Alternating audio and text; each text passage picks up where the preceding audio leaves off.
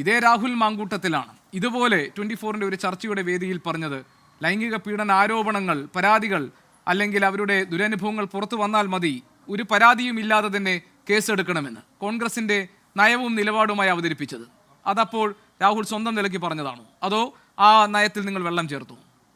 അല്ല, ഞാൻ ഗോപി, അതിൽ നമ്മൾ ശ്രദ്ധിക്കേണ്ടത് കോൺഗ്രസ് നേതാക്കന്മാരെല്ലാവരും പറഞ്ഞത് ഇക്കാര്യത്തിൽ നടപടി സ്വീകരിക്കണം, പരാതികൾ രേഖപ്പെടുത്തപ്പെടണം, ക്രിമിനൽ കേസ് എടുക്കണം, അന്വേഷിക്കണം. രാഹുൽ മാങ്കൂട്ടത്തിൻ്റെ ഭാഗത്തുനിന്ന് നമ്മൾ ഈ പറയുന്ന തെറ്റുകൾ അദ്ദേഹത്തിൻ്റെ ഭാഗത്തുനിന്ന് സംഭവിച്ചിട്ടുണ്ടെങ്കിൽ അതിനെതിരെ നടപടി സ്വീകരിക്കണമെന്നേ. പരാതിക്കാർ പരാതി കൊടുക്കണം, ധൈര്യപൂർവ്വം പരാതി കൊടുക്കണം. കേരളം ഒരു അന്വേഷണം നടത്തിക്കൂടെ ജിൻഡോ? എന്തിനാണ് അന്വേഷണം വേണ്ട എന്ന് പാർട്ടി തീരുമാനിക്കുന്നത്? അല്ല, ഞങ്ങളെ സംബന്ധിച്ചിടത്തോളം ഇത്തരം കാര്യങ്ങളിൽ ഞങ്ങളൊരു അന്വേഷണം നടത്തി തീർപ്പ് കൽപ്പിക്കുന്ന സംവിധാനം കോൺഗ്രസ് പാർട്ടിക്ക് ഇല്ല.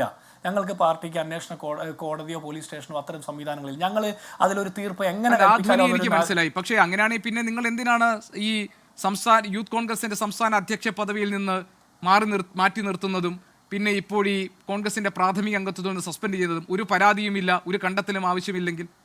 അല്ല, കോൺഗ്രസിന്റെ ഉത്തരവാദിത്തപ്പെട്ട ഒരു ഫേസ് ആയിട്ട് നിൽക്കുന്നു പ്രധാനപ്പെട്ട നേതാക്കന്മാരിൽ ഒരാളായിട്ടുള്ള രാഹുൽ മാങ്കൂട്ടത്തിൻ്റെ ഭാഗത്ത് നിന്ന് വന്നിട്ടുള്ള ഒരു വീഴ്ച.